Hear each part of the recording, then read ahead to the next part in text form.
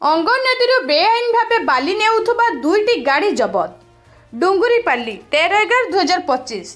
ଅଙ୍ଗନ ନଦୀ ବାଲିଘାଟରୁ ବେଆଇନ ଭାବେ ବାଲି ଆଣୁଥିବା ଦୁଇ ହାଇୱେ ଗାଡ଼ି ଜବତ। ଗତ ସନ୍ଧ୍ୟାରେ ଅଙ୍ଗନ ନଦୀରୁ ବାଲିଘାଟରୁ ବେଆଇନ ଭାବେ ବାଲି ଆଣୁଥିବା ଦୁଇଟି ହାଇୱେ ଗାଡ଼ି ଜବତ, ଯାହାର ନମ୍ବର OD03U1844 ଓ ଅନ୍ୟଟି ହେଉଛି OD03X6688 ଗାଡ଼ିକୁ ଡୁଙ୍ଗୁରିପାଲି ପୋଲିସ ଜବତ କରି ଥାନାରେ ଅଟକ ରଖିଛନ୍ତି।